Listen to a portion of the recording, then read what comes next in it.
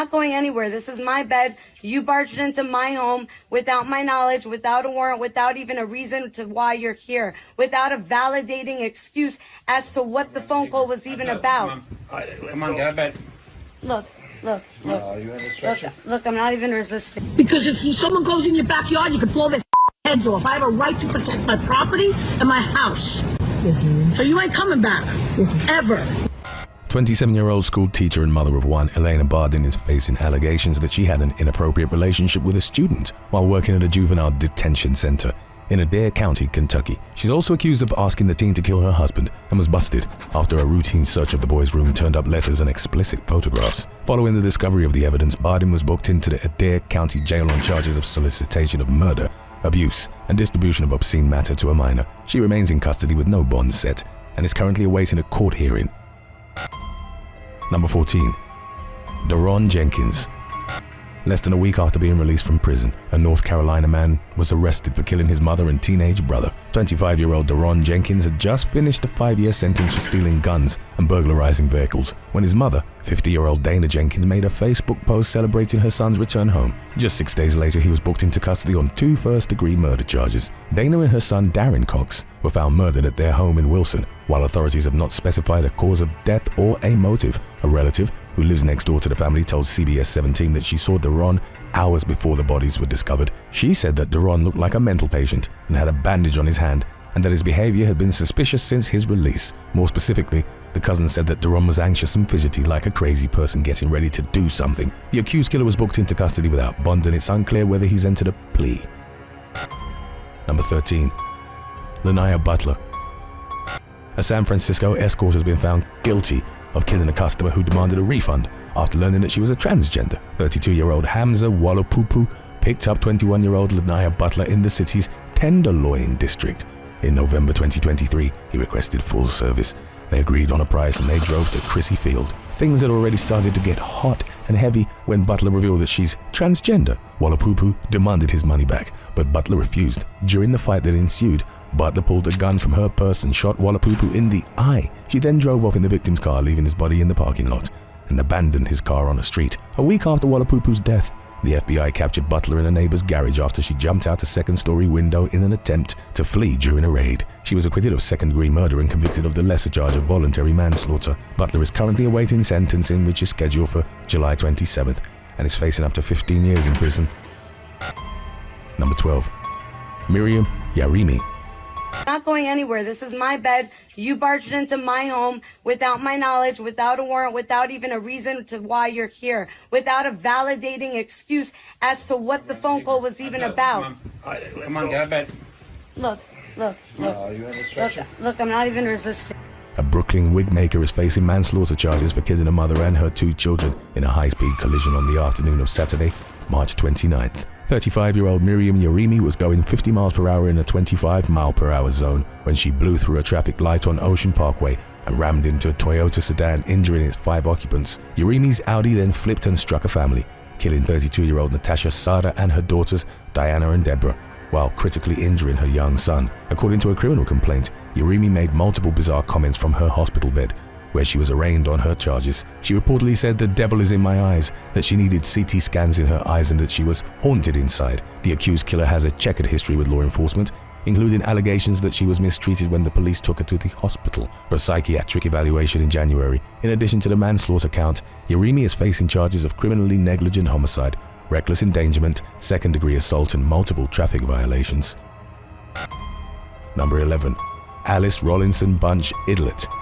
55 years after the suspicious death of her son, a 75-year-old Louisiana woman is now accused of murdering her child. 75-year-old Alice Rollinson Bunch Idlett was 20 years old when her infant, Earl Dwayne Bunch III, cracked his skull and died in 1970. Alice claimed that her son had fallen out of bed, but the bruises, bites, and burn marks on his body suggested that he was being abused. In letters to her husband, Earl Bunch Jr., who was serving overseas in the military at the time, she wrote about hating and wanting to kill baby Earl. Alice denied harming her son when confronted with doctors' suspicions, and her husband did not share her disturbing letters with the authorities because he didn't want to believe that his wife was capable of killing their son. In 2022, A cold case investigation was launched and a grand jury indicted Alice on a second-degree murder charge after being presented with the findings. She's been held at the Calcasio Parish Correctional Center with bond set at $950,000. Number 10. Nikita Casap.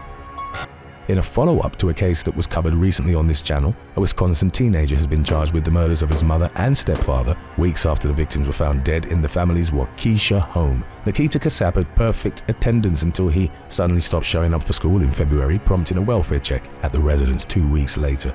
Inside the home, officers found the bullet-riddled bodies of Tatiana Casap and her husband, Donald Mayer. They had died weeks earlier, and Casap was arrested during a traffic stop in Kansas later that day. He was driving Mayer's car and had the family dog with him, and there was a handgun in the car. Authorities believe Casap lived with the bodies for weeks before going on the run. He was initially charged in Kansas with theft and operating a motor vehicle without the owner's consent, but has since been extradited to Wisconsin, where he's facing 2 counts each of first-degree intentional homicide, hiding a corpse, and theft of movable property. If convicted as charged, he could face life in prison without parole. Number 9. Aerion Warmsley.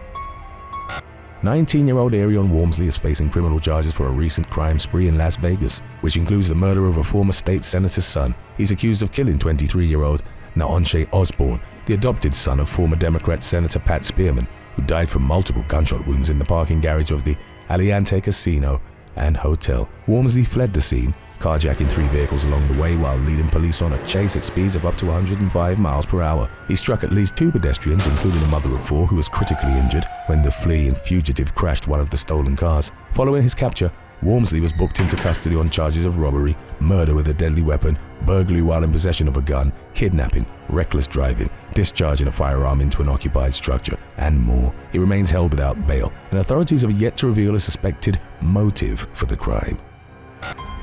Number 8. Sierra Fairhurst.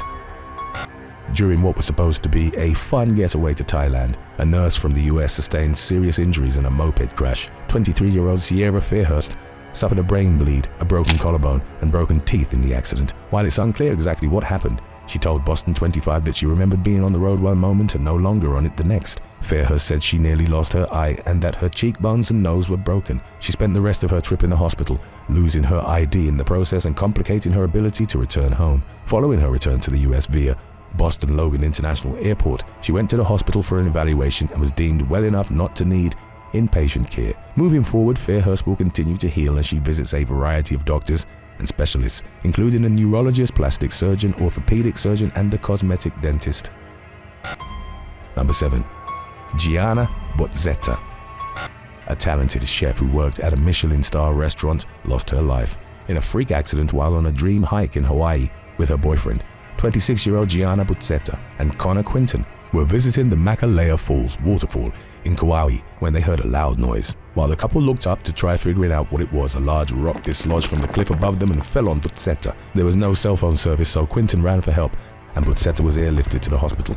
She died the following day, bringing the once-in-a-lifetime trip to an unexpected end. Quinton had planned to propose to Buzzetta, who is remembered by her loved ones and co-workers as creative, talented, and a pleasure to work with. Number 6. Donna Elkins. Because if someone goes in your backyard, you can blow their heads off. I have a right to protect my property and my house. So you ain't coming back. Ever. 59-year-old Donna Elkins of Melbourne, Florida, is accused of threatening 2 teenagers with a pellet gun after she saw them fishing in a pond near her backyard. According to reports, she ordered the youths to the ground while repeatedly threatening to blow their heads off. She then dialed 911 and told the dispatcher that she had petrified and stopped the teens, one of whom had a cast on his arm. Fearing for their lives and unaware that the gun wasn't real, the boys obeyed Elkins' commands. They remained on the ground for 5 minutes until Elkins' husband exited her home and disarmed her. One of the victims managed to record part of the incident on cell phone video, while 2 other children witnessed the encounter. In the video, Elkins could be heard saying that you can blow someone's head off if you catch them in your backyard. She was charged with 2 counts of aggravated assault and 2 counts of false imprisonment and has been released from the Brevard County Jail after posting a $25,000 bond. Number 5. Questionable cops. 2 NYPD officers are under scrutiny after being accused of failing to report a fiery car wreck and allowing the driver to die in the flames. The ill-fated pursuit during the early morning hours began when the officers were patrolling in the North Bronx on Wednesday, March 2nd. they spotted a Honda CR-V that they believed had been stolen by a car theft ring and chased it into Inwood in northern Manhattan. The chase ended at around 5 a.m. when the fleeing motorist crashed the vehicle into a building. According to reports, the officers exited their patrol vehicle and approached the scene on foot. After briefly examining their wreck, they got back into their car and returned to the precinct, where they made no mention of the incident before finishing their shifts and leaving work. The suspect who crashed the car was pronounced dead at the scene and was burned beyond recognition. Authorities have not released his identity or the names of the officers, who have been suspended while investigations are carried out internally and by state authorities. Number 4.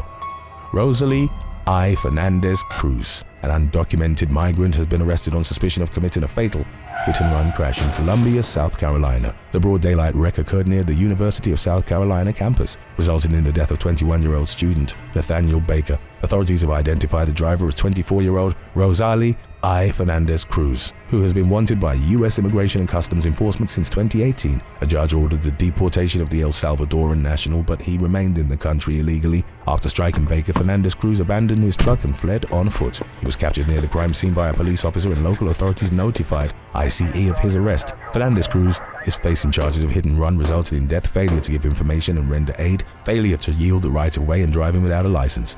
He's being held without bond, while 2 passengers who were with him at the time of the crash were cleared of any wrongdoing and released without charges. Number 3.